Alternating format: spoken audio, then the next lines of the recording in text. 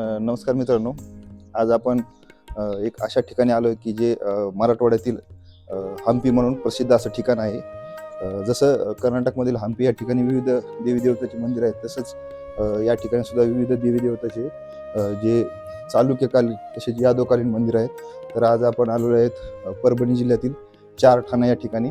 आणि पाहत राहा माझं यूट्यूब चॅनल विलास ट्रॅव्हलर. या व्हिडिओमध्ये तुम्हाला चारठाणामधील विविध जे मंदिर आहेत त्याबद्दल मी माहिती देणार आहे. चारठाणामधील हे जे मागच्या साईडला जे मंदिर दिसतंय ते गोकुळेश्वर मंदिर आहे आणि हे महादेव मंदिर आहे. या मंदिराच्या समोरच आपल्याला या ठिकाणी पाहता येईल की समोर नंदी आहे आणि विविध मूर्त्या ठेवलेल्या आहेत, जशा गणेशाची मूर्ती. या ठिकाणी एक महादेवाची पिंड आहे आणि पुरातन काळात, जुन्या काळात ह्या मंदिराची इथं सभामंडप असावा. तसेच हे जे मंदिर आहे ते यादव काळातील मंदिर आहे. तर यादव काळाच्याही पूर्वी चालुक्य काळात ह्या मंदिर येथे अस्तित्वात असावं असं मला वाटतं. कारण आपण जर पाहिलं तर हेच जे संपूर्ण मंदिर आहे ते हेमाडपंथी शैलीचं मंदिर आहे. तसंच जर आपण त्या खांबाची माहिती घेतली, खांबावरचे नक्षीकाम पाहिलं तर आपल्याला पाहायला मिळेल की चालुक्य काळातील जशी शैली या मंदिराला बांधकामासाठी वापरलेले आहे. तर चला आपण या मंदिराबद्दल मध्ये जाऊन दर्शन घेणार आहोत. तर मंदिराच्या मध्ये आल्याच्या नंतर आपल्याला या ठिकाणी पाहता येईल की हा गाभारा आहे आणि जो हा गाभारा आहे तो हेमाडपंथी या शैलीतला आहे. जसे की यादवाच्या काळात हा गाभारा बांधलेला असावा. आणि जशी आपण विविध मंदिराला भेट दिली तर पाहिल्याच्या नंतर आपल्याला लगेच लक्षात येते की यादव काळात या ठिकाणी बरेचसे महादेव मंदिराची स्थापना झालेली आहे. तसेच जर या ठिकाणी आपण गाभाऱ्याच्या या ठिकाणी पाहिलं तर या ठिकाणी एक मंदिर आणि या ठिकाणी एक मंदिर आपल्याला पाहायला मिळते. आता इथं छत्रपती शिवाजी महाराजांची आपल्याला मूर्ती पाहायला भेटेल. गोकुळेश्वर महादेव मंदिर आहे. तर या मंदिराच्या या ठिकाणी तुम्हाला पाहता येईल की आपल्याला इथं गणेशाची मूर्ती दिसेल. तसंच जुन्या काळात या ठिकाणी आणि या ठिकाणी देवी देवताच्या मूर्ती या ठिकाणी असतील. आणि हे असं हे गोकुळेश्वर मंदिर आहे जे की आपल्याला या ठिकाणी पाहता येईल. बाबांनी माहिती दिली की चारठाण्याला पहिलं चारुक्षेत्र असं नाव होतं आणि या चारुक्षेत्राच्या चारी बाजूनी 4 अशा वेशी होत्या आणि म्हणून या गावाला चारुक्षेत्र होतं आणि हे तीर्थक्षेत्र होतं जुनं, असं बाबांनी माहिती दिली. त्याच्या शेजारीच आपल्याला या ठिकाणी जर पाहिलं तर या ठिकाणी आपल्याला एक बारव पाहायला मिळेल. या बारवाचं नाव आहे पुष्कर बारव. महादेव मंदिराच्या शेजारीच आपल्याला बारव पाहायला मिळतो, जे एक पुष्कर बारव असे या गोकुळेश्वर मंदिराच्या शेजारीच आपल्याला पाहायला भेटेल. आणि या ठिकाणी तुम्हाला पाहता येईल की आज पण कशा प्रकारे हा बारव चांगलं सिद्ध आहे आणि पुरातन वस्तू असल्यामुळं थोडीशी या बारवाची नक्कीच पडझड झालेली आहे. पण हा जो बारव आहे हा यादवकालीन तसेच चालुक्यकालीन बारव आहे. बऱ्याचदा यादव काळात जे मंदिरं निर्माण व्हायची त्या मंदिराच्या समोरच आपल्याला बारव पाहायला मिळतात, जेणेकरून त्या ठिकाणी भाविक भक्त येतील. तसेच जर जे गावातला जवळचा परिसर आहे त्याला त्या बारवातून पिण्याची पाण्याची सोय व्हावा यासाठी तसे बारव आपल्याला बरेचसे बारव या ठिकाणी आपल्याला मंदिराच्या ठिकाणी पाहायला मिळतात. तर हा एक बारव आहे जो पुरातन वस्तू आहे ती आपल्याला या ठिकाणी पाहायला मिळेल. नमस्कार मित्रांनो. चारठाणामधील हे दुसरं शिवमंदिर आहे. या मंदिराला काशी विश्वनाथ मंदिर असं म्हणतात आणि आता आपण मध्ये जाऊन या काशी विश्वनाथ महादेव मंदिराचे दर्शन घेणार आहोत. तसेच थोडीशी माहिती घेणार आहोत. तर काशी विश्वनाथ महादेव मंदिराच्या आल्याच्या नंतर समोर या ठिकाणी आपल्याला एक महादेवाची पिंड पाहायला मिळते. तसंच जर या ठिकाणी जर पाहिलं तर आपल्याला काशी विश्वनाथ ही महादेवाची पिंड या ठिकाणी सुंदर अशी पाहायला मिळते. आपण मध्ये जाऊन दर्शन घेऊया. आणि ही जमिनीच्या थोडं घरात असल्यासारखी ही महादेवाची पिंड आपल्याला पाहायला मिळते. तर चारठाण्याबद्दल आपण विविध मंदिराची माहिती घेताना या ठिकाणी आपण आलो आहोत. तसेच समोर जर पाहिलं तर या ठिकाणी आपल्याला या काशी विश्वनाथ मंदिराच्या समोरच रेणुका माताचं मंदिर पाहायला मिळते. तिथे जाऊन आपण दर्शन घेऊया.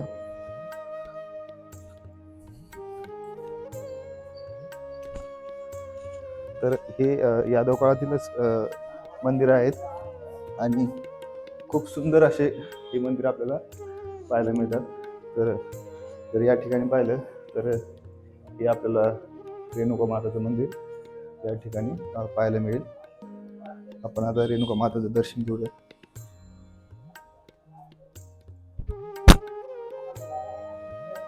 तर अशा प्रकारे हा मंदिर परिसर असून हा वरती गाभारा आहे आणि या ठिकाणी सुद्धा जुन्या काळात मंदिर असावेत, पण काळानुरूप बरीच ही पडझड झालेली आहे. त्यामुळे आपल्याला बरीचशी मंदिरं, जसं ते बाबांनी सांगितलं होतं की या ठिकाणी भरपूर अशी विविध प्रकारची मंदिरं होती, पण ते काही जमिनीखाली किंवा मातीमध्ये रुजलेले आहेत. तसेच काही मंदिराची जी ती पडझड झालेली. तर आता आपण या ठिकाणी प्रदक्षिणा घालूया. हे काशी विश्वनाथ महादेव मंदिर आहे, जे की खूप प्रसिद्ध असे मंदिर आहे. त्या ठाण्यामध्ये फिरताना आपल्याला हा मित्र भेटलेला आहे आणि या मित्राने आपल्याला एक जुनं असं यादवकालीन जे की हे मंदिर आहे ते दाखवलं. तसंच या समोर जर पाहिलं तुम्ही तर या ठिकाणी सुद्धा तुम्हाला महादेवाचं मंदिर पिंड पाहायला मिळेल आणि या महादेवाच्या मंदिराच्या समोरच हे मंदिर आहे. बालाजींनी या मंदिराबद्दल थोडीशी आपल्याला माहिती दिली की हे जे मंदिर आहे तर हा गाभारा नसून नाही, गाभारा आहे. हा गाभारा आहे. गाभारा इकडे होता. अच्छा, पण त्याचे अवशेष नाही सध्या, असं आहे. अच्छा, या ठिकाणी बरोबर. आणि ही जी महादेवाची पिंड आहे ती नंतरची ही सापडलेली आहे तिकडं, तर इथं आणून ठेवलेली आहे. अच्छा, इथं आणून ठेवली. आणि हे गणपती पण नंतर स्थापन केलेला आहे, तयार केलेला आहे. अच्छा अच्छा, हा समोर गणपती. आणि हा जुना आहे. हे याला चारी बाजूने हे येत असं. इकडं पण गणपती आहे, इथं पण आहे, इकडं पण आहे, मागच्या साईडला पण आहे. अच्छा, चारी बाजूने गणपती. हा गणपती सापडलेला आहे. आणि हा दरवाजा होता का मंदिरात जाण्यासाठी? हा, म्हणजे आता हे काय, ते दोन हे आहेत ना, बरोबर, देवकोष्टक म्हणतात त्याला. म्हणजे अगोदर इथं मूर्ती असतील वेगळ्या वेगळ्या, इथे एक आणि तिथे एक. आणि हे जे मंदिर आहे मुळात महादेवाचं नसून विष्णूच आहे. बरोबर. म्हणजे आपल्याला हे याच्यावरून कळते. बाहेर काय इकडं द्वारपाल आहेत, इकडं दाखवतो हे, इकडं हे जे आहे ना वैष्णव द्वारपाल आहेत. अच्छा, हा, म्हणजे त्यांच्या हातात शंख, चक्र, गदा, याच्यावरून आपल्याला ओळखता येते हे म्हणजे विष्णूचं मंदिर. हा, विष्णूचं मंदिर. पण नंतरच्या काळात हे नंतर आता महादेवाचं मंदिर झालं. यादवाच्या काळात झालं असेल. चालुक्य काळात हे विष्णू मंदिर असत, कारण चालुक्य जसं विष्णूचे जास्त भक्ती करायचे. अच्छा. आणि हे जे असं हे मंडप आहे, हे या साईडला आहे, त्या साईडला आहे आणि त्या पण साईडला होता. अच्छा, चारही साईड. पण आता अस्तित्वात फक्त हाच आहे. अच्छा. आता तिकडे जे उत्खनन केलेलं आहे तिकडं आपल्याला बघायला मिळते त्याचा बेसमेंट कसा आहे. आता ह्या इथं काही मूर्ती कोरलेल्या आहेत. ही देवीची मूर्ती वाटते आपल्याला, ठीक नाही. ही कृष्णाची आहे, काय वेणुगोपाल म्हणतात. हे नृसिंह, हे नरसिंहाची. बरोबर. आणि हे वामन अवताराची. या ठिकाणी अजून इकडं पण आहे, ही पण देवीची आहे. असे सगळीकडे केलेलं आहे काम. बरोबर. वेगवेगळ्या देवीच्या खांबावर मूर्ती आहेत ना, देवी येतात. इकडे चामुंडा, हे बघा त्यांचे हे जे बोन्स दिसतात आपल्याला, आहे की नाही. बरोबर.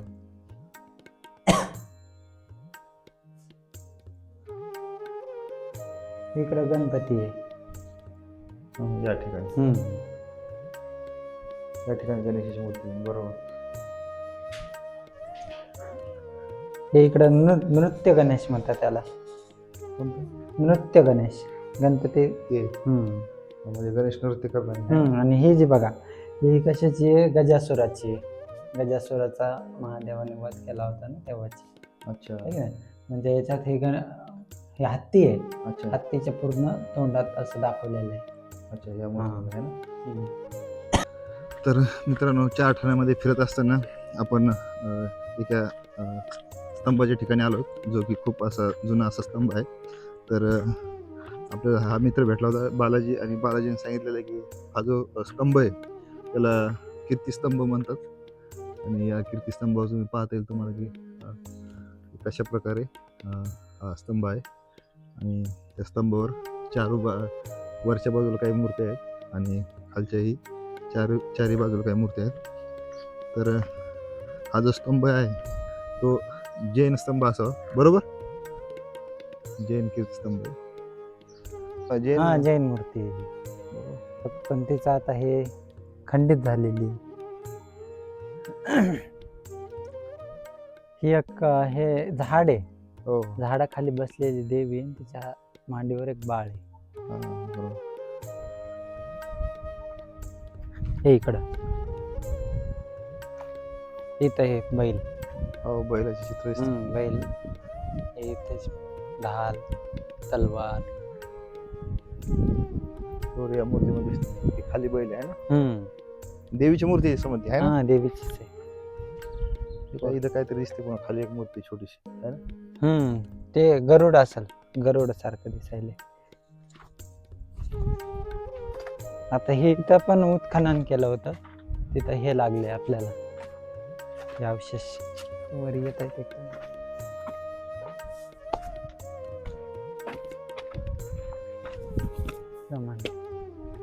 ते बघा ते बेसमेंट लागलाय या ठिकाणी. म्हणजे इथं मंदिर असेल कशाच ते जुन्या काळातच.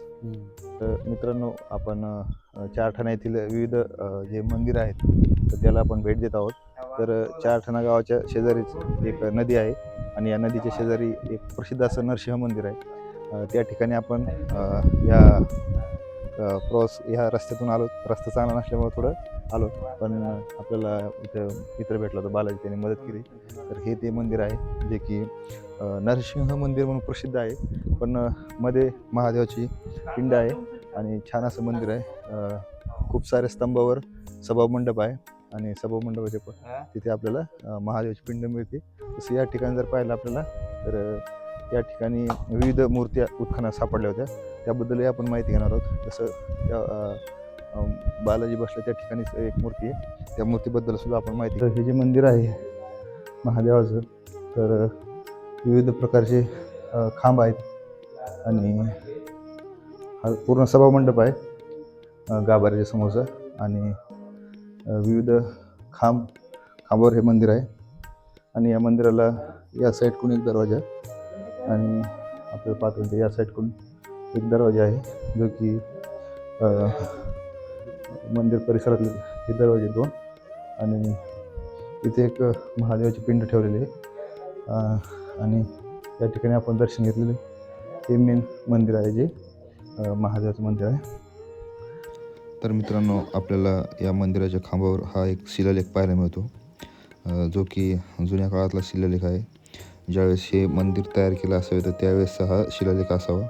तर या शिलालेखाच्या खालच्या साईडला एक घोड्याच्या आकृतीची आपल्याला चित्र पाहायला मिळतो. तर वरती या चंद्र आणि सूर्य आपल्याला यामध्ये पाहायला मिळतात. तर मी हा जो शिलालेख आहे याचा एक फोटो ChatGPTवर टाकला असता. ChatGPTने त्याच्यातले काही अक्षर मला वाचून दाखवले की जसं या चंद्र आणि सूर्य या पृथ्वीतलावर अस्तित्व आहे तोपर्यंत या मंदिराला जे दान आहे केलेलं ते तसंच दान टिकून राहील. आता त्या काळात एखाद्या राजाने या मंदिराला काहीतरी दान केलेलं असेल, एखादी वस्तू किंवा काहीतरी, त्या संदर्भात हा शिलालेख आहे. बरोबर. कीर्तिमुख हां. असं हम्पीला आहे. अच्छा. ते खांबावर.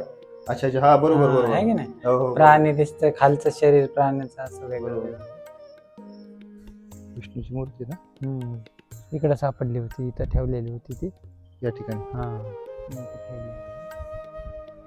समुद्र मंथनचं आहे. बरोबर. वरती नाही आणि खाली हे रत्न काहीतरी हे समुद्र मंथनात मिळालेले आहे ना, ते असे हे पण दिसते आपल्याला, म्हणजे भांडे टाईप आहे ना.